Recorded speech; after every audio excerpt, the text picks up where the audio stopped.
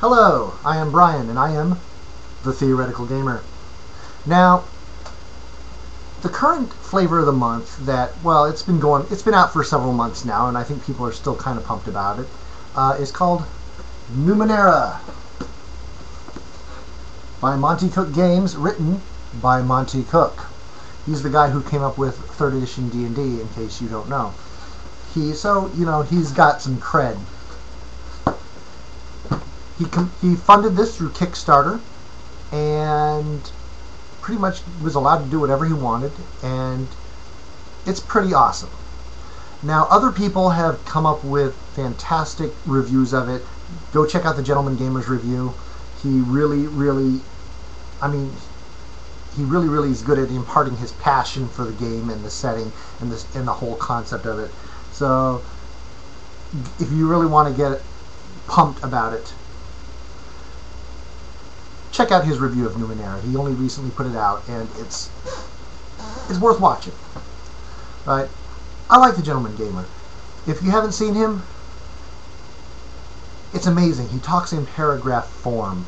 It's like he talks like me, except with a British accent, and he doesn't use or awkward pauses. It's amazing. I don't know how he does it. But all in all, his channel is fantastic.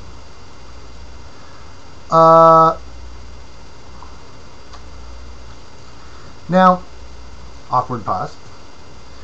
One thing you would like to know about me is that I like character generation. I always have. I think it's an excellent window into the game. It lets you know what the game's about, what your character can do, and if you have a good game, some good games have long-ass, boring character generation systems, which are very, very bad for newbies because you can see their eyes glaze over, like, really? Can't we just start playing?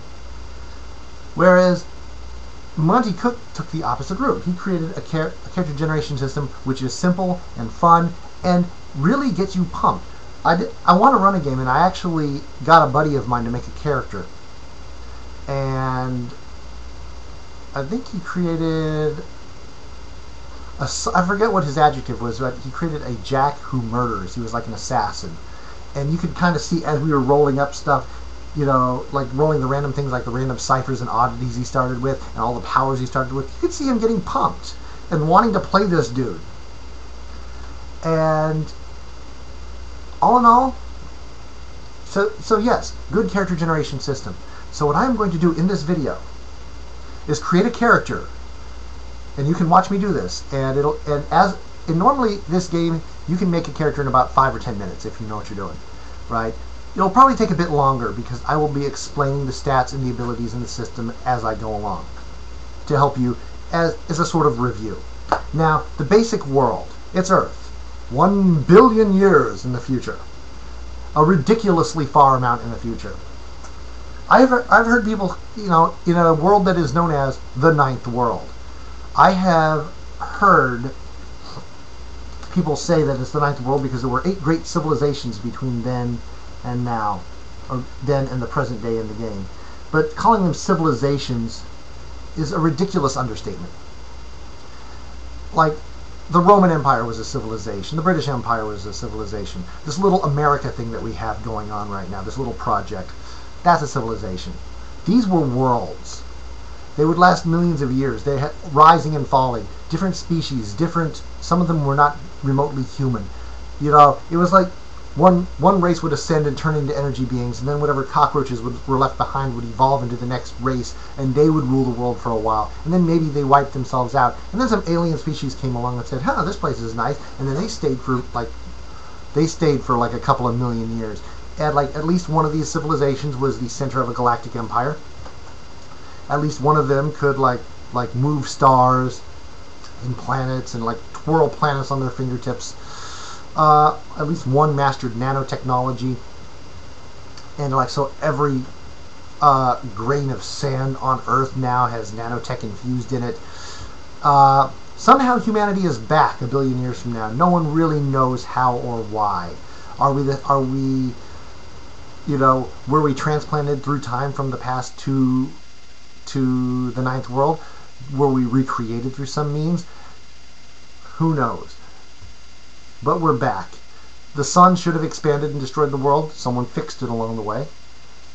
So far in the future, it's not even funny. It's kind of stupid how far in the future it is.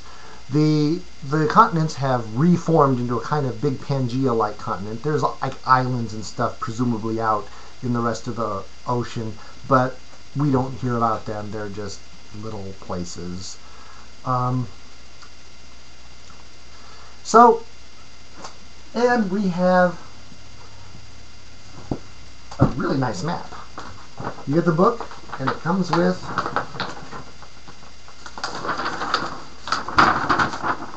this guy here.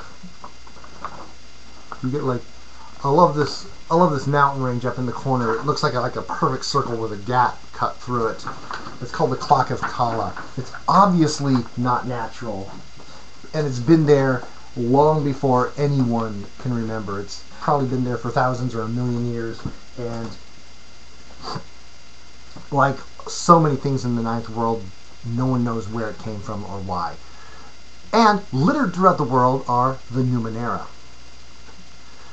And the Numenera are basically old bits of technology that have been left behind and are littering the world, waiting to be found and dissected and figured out and discovered.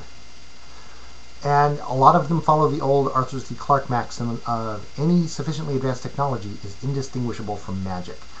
Numenera is science fiction as fantasy. You've got all the fantasy tropes. You've got the party of adventurers wandering the world, going into strange dark places and discovering things. The technology level is mostly at roughly medieval level. And so you've got all the fantasy tropes, but it's just that you scratch the surface and everything has a science fiction cause. So, which is kind of like the opposite of what I think of as Star Wars. Star Wars is fantasy as science fiction. It's, you look at Star Wars. It's a farm boy, gets a magic sword from an old wizard, right, and goes off to become this knight wizard hero, and I mean, it's a complete fairy tale. It's fantastic. I mean, and I don't mean that in a bad way at all. Look at the beginning. A long time ago in a galaxy far, far away. That's practically once upon a time, right?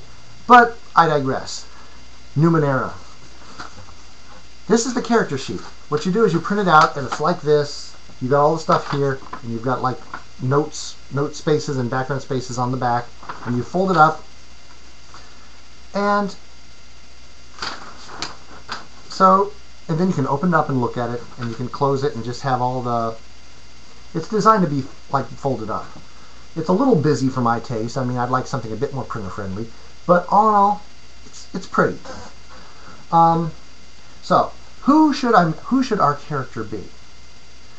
I could go for the standard, like something pretty standard, but I'm going to do something slightly unusual. You see, characters follow a certain format. It's blank is a blank blank who blanks, or name is an adjective noun who verbs, or your character's name is a descriptor type who focus. Basically, the type is one of three types. You're a glaive, which is the fighty guy, the guy who gets in there and starts, kicking people. The nano, which is kind of the wizard of the group. They have access to, they're experts on the Numenera and have incorporated it into themselves in such a way, either psychically or technologically or whatever, that allows them to have the cool powers of the group. And then there's the jacks, which is the jack of all trades, blah blah blah. They're a little fighty, they're a little magic-y, and they are the skill monkeys of the group. Now, my character, first of all, I'm going to play cross-gender. It's going to be a chick. Ooh, perverted. I will call her Mirandus. Have trouble coming up with a fantasy name, come up with a real-world name, like Miranda, and then tweak it so that it's more alien and exotic.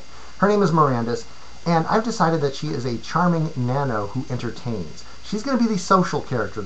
She's going to be the the face of the group in a way. I decided to kind of go a little slightly unusual route in that regard. So I said, okay, she's an entertainer and she's a nano. I'm thinking traveling stage magician.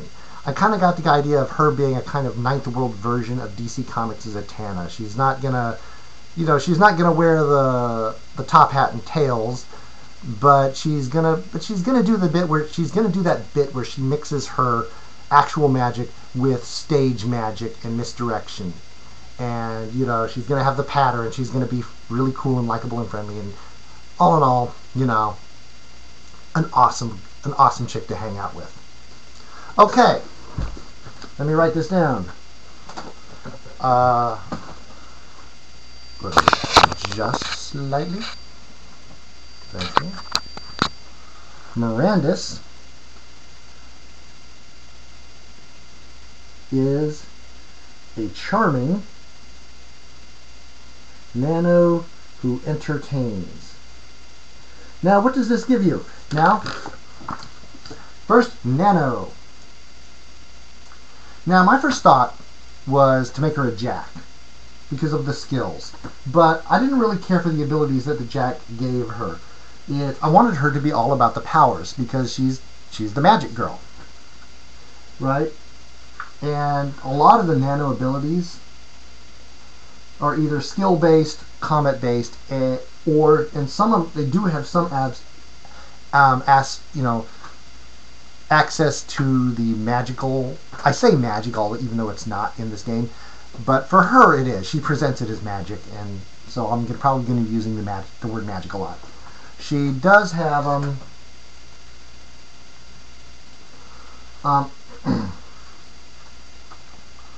but she does have a so I went with nano, even though they don't really get crap in the way of skills. Now, like I said, what does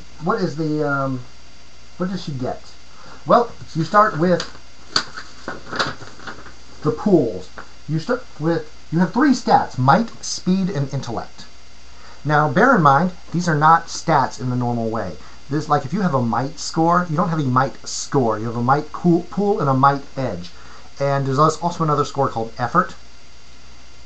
And the whole basis of the game is the interplay between pool, edge, and effort.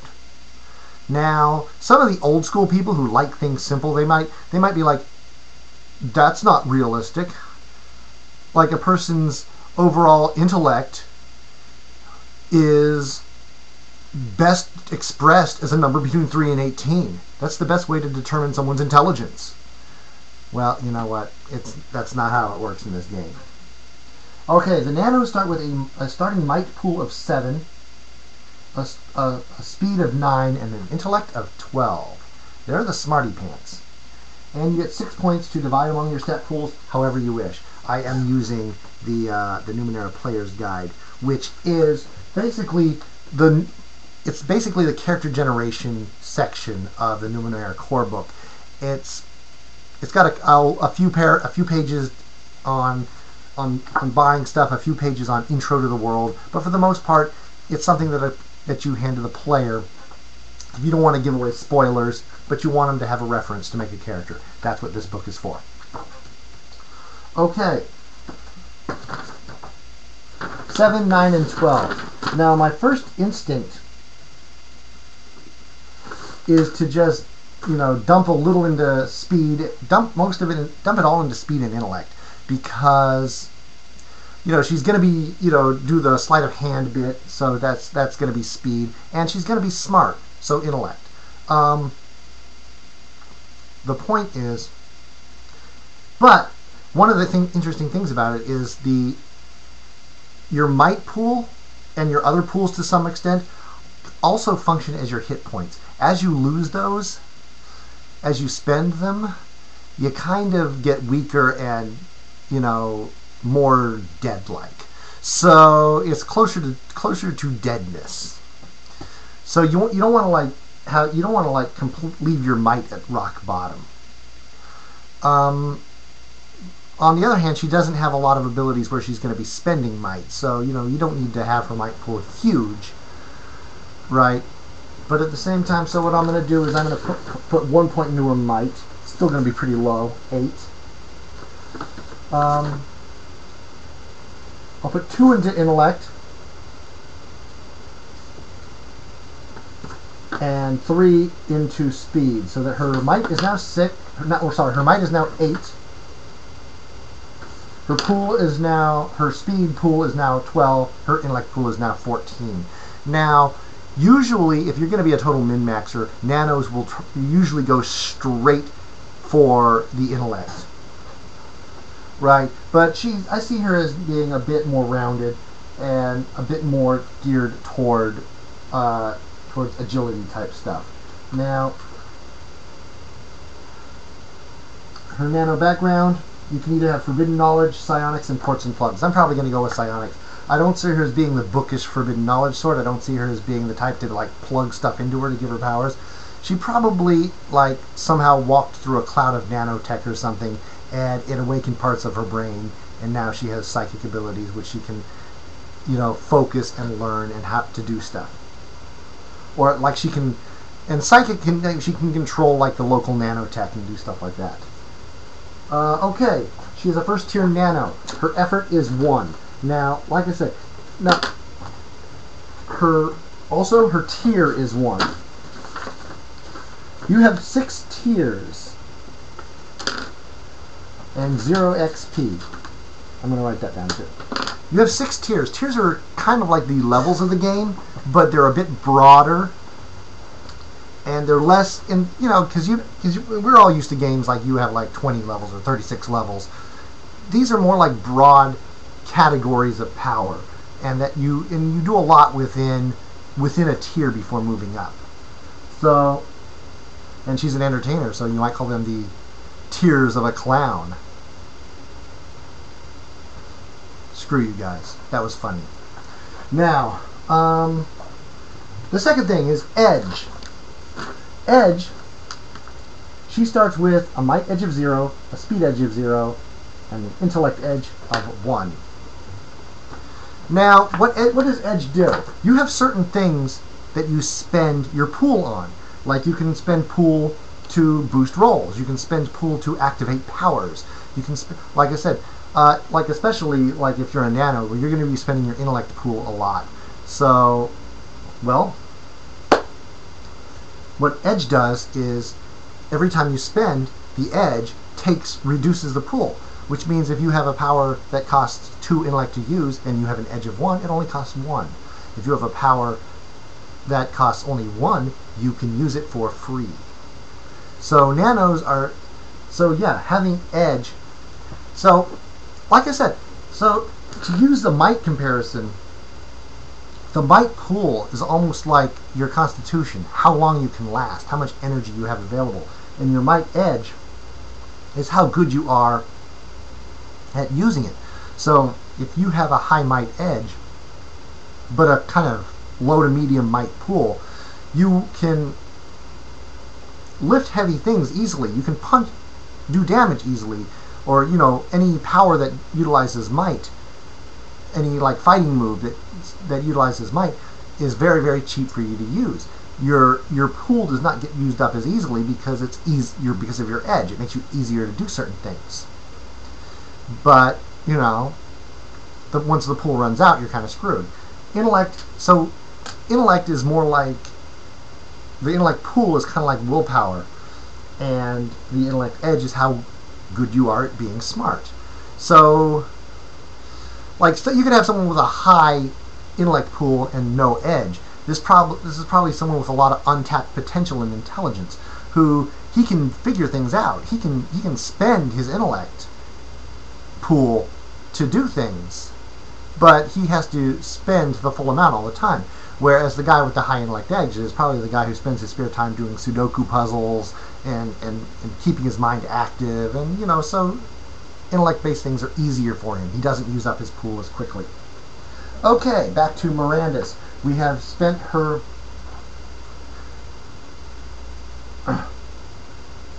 effort 1. She has an intellect edge. She starts with an intellect edge of 1 and a might edge of 0 and a speed edge of 0. Right.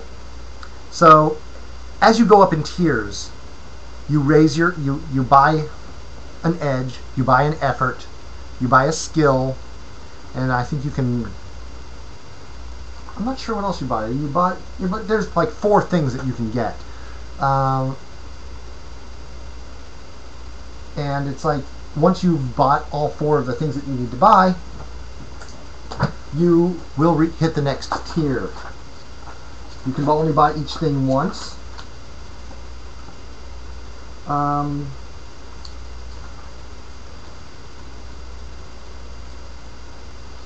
And once you so the thing is, what effort is basically one of the things about the game is that if you decide I want to make a roll to lift this thing, you don't have to spend any of your might pool to do it. But then you're not really putting your back into it. You just roll a d20 and roll against the difficulty and hope you make it, right? When you spend out of your might pool, it lowers the difficulty, right? Your effort is the amount you can spend for each action in each turn. So if you have 1 effort, you can only lower the difficulty by 1, and that costs you 3 out of your might pool. If you have an effort of 2, you can lower it by 2 by spending, and then it goes from 3 to 2. So 3, you spend 3, and then you spend 2 more, and then 2 more for each successive decrease of difficulty. So 3, 5, 7, 9, right? And of course, as your effort goes up, your pools will also be going up. That's the 4th thing that you can buy, right? So it's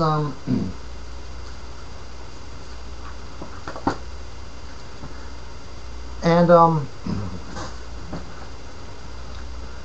so you hit. So like I said, it's a very unusual system. A very unusual system. What you also have something called a nano connection, which is basically your connection to the world. You can roll, and a lot of it, you learn nano sorcery at the temple of an obscure god, or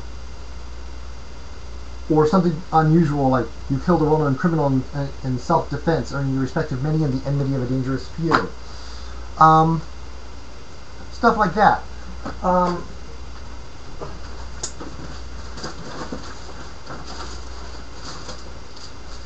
Sorry, I'm back. So I'll leave that open for now. I might not do that now, but as we develop, now the thing is, now you choose. Okay, now there's something called expert cipher use. Now again, this is the part of Numenera which is about the Numenera. Ciphers. You have 4 types of Numenera: oddities, ciphers, artifacts, and discoveries.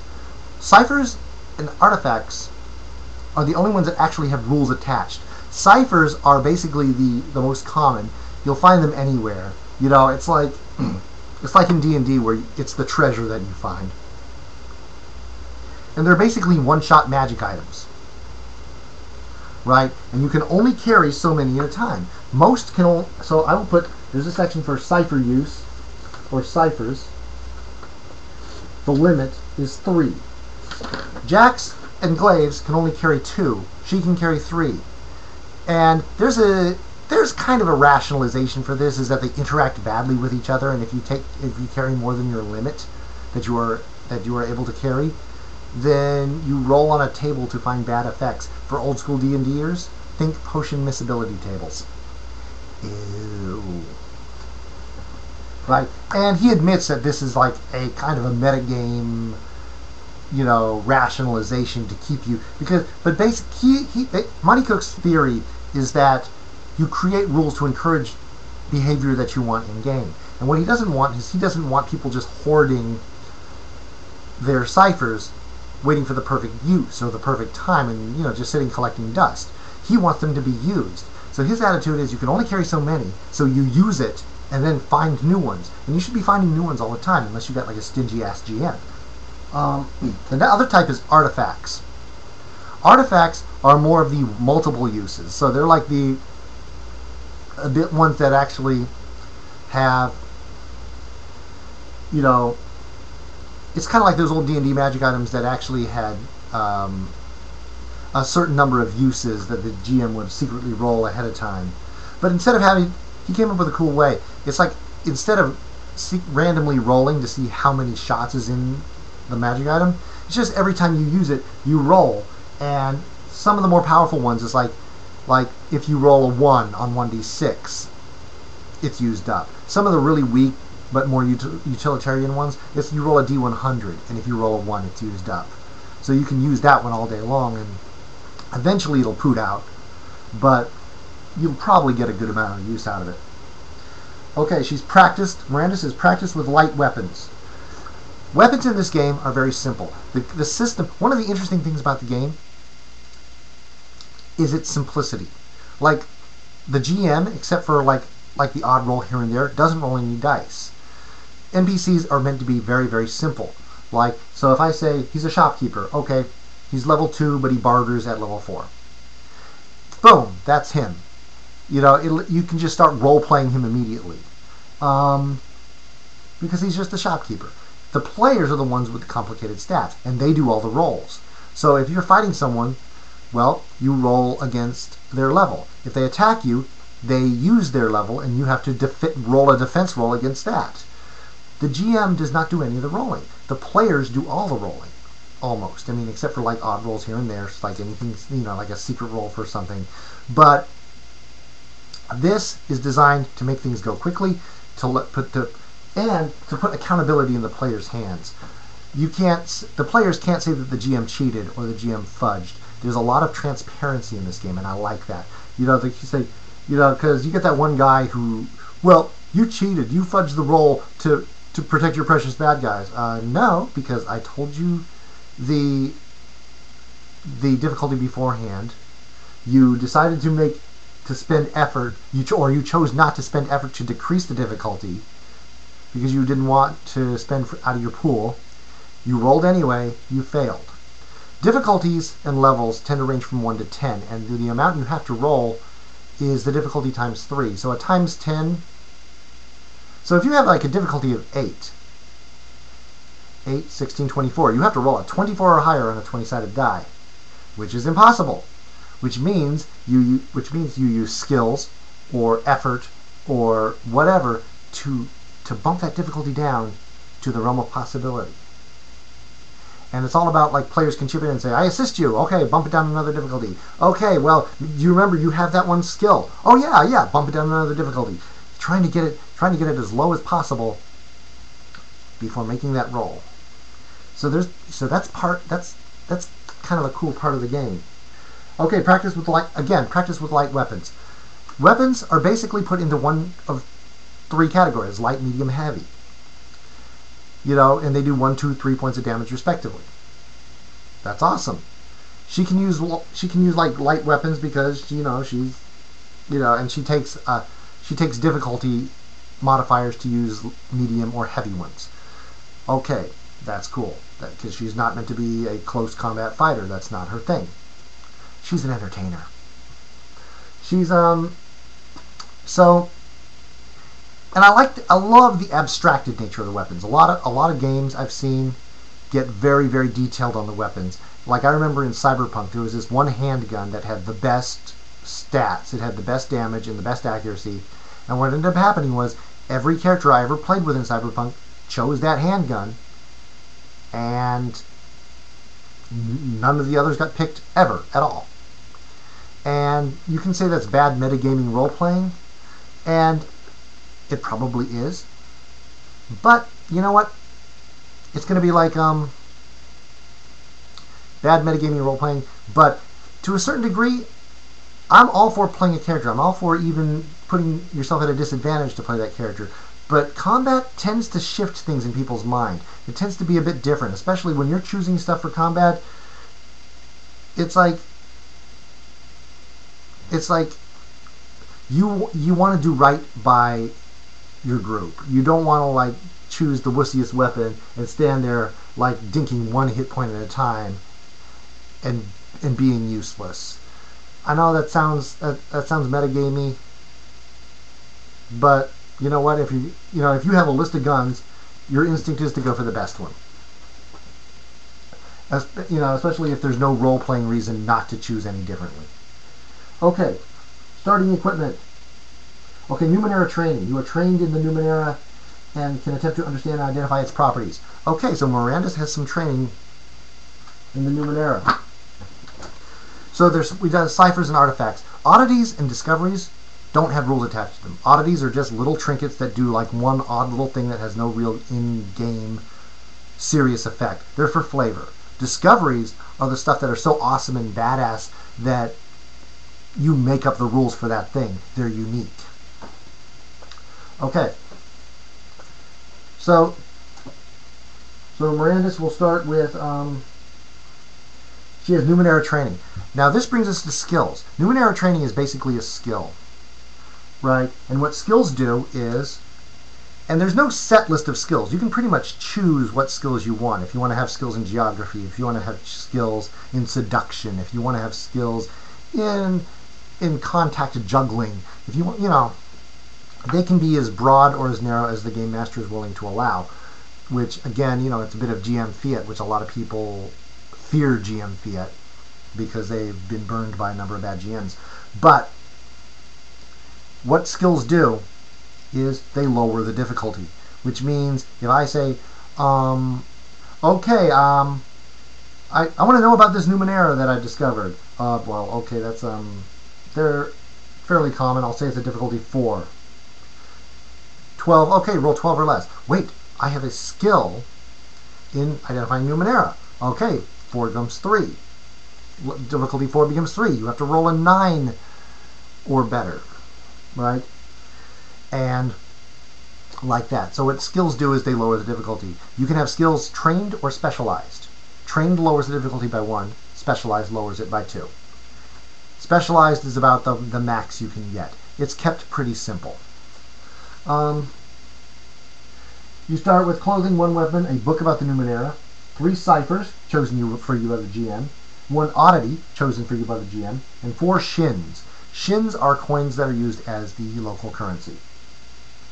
Alright. Esoteries. Okay. You can choose 2 Esoteries from the list of first tier Esoteries. And there's not that many to choose from.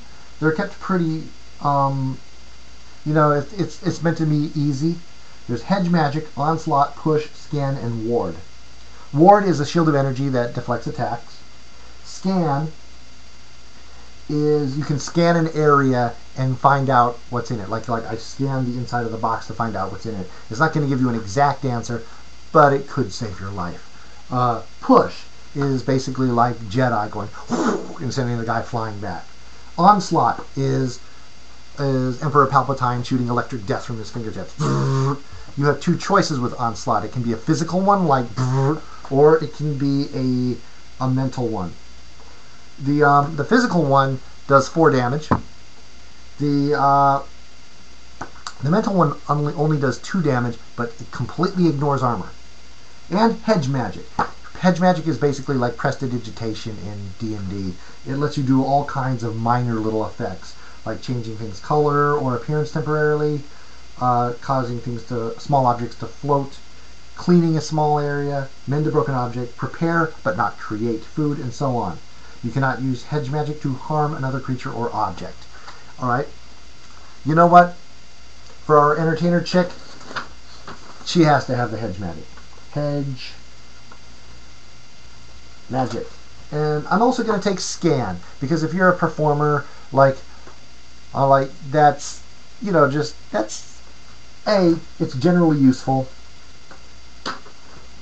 Both of these, okay, the Hedge Magic costs 1 intellect point to use. With her intellect edge, it's effectively free for her to use, which means that she can do minor little magical effects all day long. Good for her. Scan costs 2 intellect points to use, which means she spends 1 to use it. Nice. Well, that's the nano thing for now. As she goes up in tier, she will get additional Esoteries. Esoteries are her cool powers. If you're a Jack, they're called Tricks of the Trade. If you're a Glaive, they're called Fighting Moves. So one thing that like I said, I debated making her a Jack because Jacks get the skills. The thing is, except for her ability with the Numenera, she doesn't get any starting skills. None. Not as a nano. So I wanted her to have stage magic. Like the whole pulling coins from behind people's ears, that sort of thing as an ability. I can't. That's the difficulty. Not if I want to keep her a nano, and I don't want to make her a complete like Jack skill monkey, and I want to have her focus on the magic powers. So that is one limitation. So I figure I would play her, and then the first thing I did when I get an FXP is buy her the stage magic skill. Say she's still practicing. But an interesting thing about the skill is she can still. There's nothing that says she can't know stage magic. She just doesn't get any skill bonuses for it, right? Which, again, takes a good hand as the game master, a good sense of game master fiat, because you're going to have that one min-maxer player who, I've done a video on this before about how I think a lot of the more complex rule systems were created out of fear of people abusing the system. Because there's going to be that guy who's going to be like, my character does open heart surgery. He doesn't have a skill in it, but he can still do it because there's no rule that says he can't. And I can spend effort, and I can do all that. I can spend effort, and I can do all that stuff, blah, blah, blah. To say that he can do open heart surgery or build a nuclear bomb or all this kind of stuff that he thinks that he should be allowed to do, right? Whereas all the sane people are saying, like, well, my character wouldn't know how to do that, so, and the game master's like, yeah, but, so, that's just the thing, but hey, so, Miranda's can scan, and she can do head magic. Next, the Descriptor. She is charming. I considered doing graceful, or, like to do the kind of tricks, but I see her as an entertainer. Now, what do you do? What do you get as charming? You get +2 to your intellect pool, so her intellect pool is now 16. Not too bad. Not sucky. Skill. She starts with 2 skills. Trained in all tasks involving positive or pleasant social interaction. I assume that would mean just chit-chatting with people at a bar and performing on a stage. Skill. You're trained when using esoteries or special abilities that influence the minds of others. Alright. Contact. You have an important contact who is in influential position, such as a minor noble, the captain of the town guard, an Aeon priest, head of a large gang of thieves. You and the GM should work out the details together. That's kind of cool. You start off with friend. Now, next. Inabilities. Inabilities are something that is in this game that are like reverse skills. Basically, they're things that you suck at. They increase the difficulty by 1 when you try to do these things. Miranda's, she's not a brainiac. She has an inability with studying or retaining facts. Basically, the difficulty of anything involving lore, knowledge, or understanding is increased by 1 step. Right? So she's not so much dumb, but she's not an academic. And inability. Your willpower is not one of your strong points. So she gets a difficulty to resist a mental attack. Not what you'd imagine a nano having. Like, it kind of seems almost contraindicated to have, to be a nano who is charming. But, like I said, she's not going to be the most optimized of characters. You get additional equipment.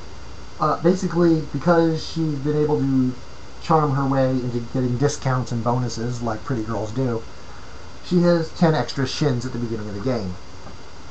Nice. So being charming, it basically says whether through seemingly supernatural means or a way with words, she's very good at getting other people to do what she wants. She's probably physically attractive or highly charismatic, stuff like that. Makes friends easily. That's it. Charm, and what it has is links to the starting adventure. So you can choose something like to the beginning of the game. Like I said, like instead of you meet at a bar, It's it assumes you're already on your starting adventure, and it says something like, you convinced one of the other PCs to tell you what he was doing. You instigated the whole thing and convinced the others to join. One of the other PCs did a favor for you, and now you're repaying that obligation by helping her with the task at hand. There is reward involved, and you need the money. So it gives you like options to be linked to the adventure. And finally, entertains. Now what happens is this. Basically, entertains is, you're like the bard of the group. You're the guy who buffs the others in some ways.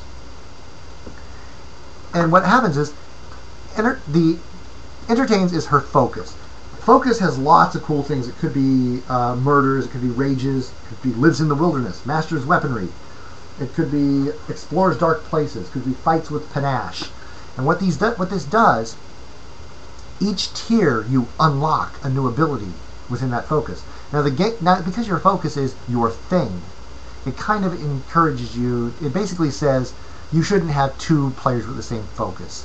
You should talk it out and basically decide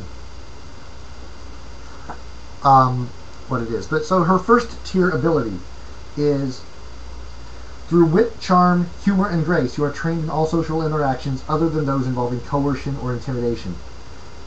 During rest, you put your friends and comrades at ease so much that they gain +1 to their recovery rolls, which is nice. Basically, they heal faster because they're just happy to be around you, right? So what this means is, you'll notice that the free skill she gets of all social interactions is very, very similar to the one she gets for being charming, right? They're pretty much the same skill. So you know what? Any pleasant or positive social interaction is now technically specialized, right? She is the master of the social interactions, right? Which basically means anything involving social, 2 steps improvement. Badass, Mirandus, way to go. Now, everyone has what they call a connection. In other words, it's like fights with panache says, pick one other PC. You're always trying to impress this character you're always trying to impress this character. One of them, this one, it always says, pick one other PC. And then you have some kind of positive or negative connection with them. It's really awesome, because what you have is this interwebbed linked things that give your characters kind of a history, right? But the thing is this, connection. Pick one other PC for Mirandus entertains. This character is your worst critic. Your abilities to help or inspire others don't function for her. It says her. Monty Cook tends to vacillate between the him and her pronouns for reasons of political correctness. I have nothing wrong with them used as a singular gender neutral thing, because to me her kind of seems clunky, but that's just a personal choice. And then as you go up, the funny thing is, the tier 3 ability for entertains is, your stories and songs contain truth. You are trained in 2 areas of knowledge of your choosing, which again, not very optimal. All it does is offset her inability with knowledge and lore. Oh well. It's better than nothing. Additional equipment, you start with a musical instrument or other tools needed to perform, which means she probably has a lot of balls and rings and scarves that she can pull out of people's noses. Stuff like that.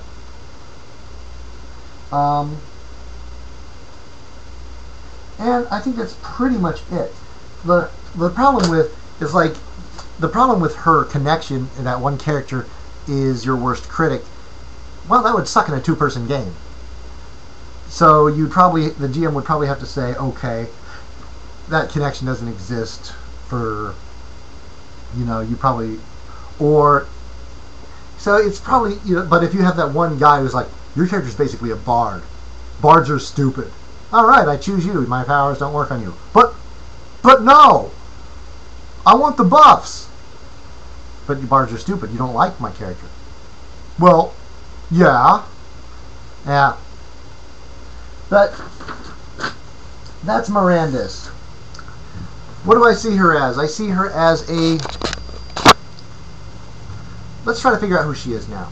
Mirandus, She probably, I don't know, maybe walked, I don't know the exact origin. Maybe she walked through a cloud of nanotech and now she has these abilities. And she's always liked the idea of, and maybe she found a book on magic somewhere and she taught herself some tricks. Or maybe she had like a crazy uncle who was always pulling like shins out of her ears. And now she's like, I want to be a magician, I want to do this. And she feels that she's outgrown her small town. And plus, as part of her patter, she likes to tell stories. Oh, I learned this from the wizards who live in the north. And she wants to actually travel to these places and get stories. And she wants to like take her act on the road. So so exploring the world and looking for the lost Numenera world, right, is an awesome way to do this. So that's Miranda's. That is how the system more or less works. That is the character that I helped create. I hope it wasn't too boring for you. Now that I've basically got her kind of written down, I wouldn't mind playing her. But what are you gonna do? I don't know. I'm not actually gonna say where she's from, because if I'm making a character in a void, if I'm not making it with a group, I'm gonna leave some blank spots, right? Because the game master is gonna say we're gonna be starting around this area. Then I can say, okay, she's from near this area, stuff like that. Anyways, awesome world, awesome game. I would love to actually play it or run it, but well, who knows? Maybe it'll happen. Maybe I'll actually be able to hammer out a day and time and get some people to play with me. Wish me luck. And talk to you guys later. Peace out.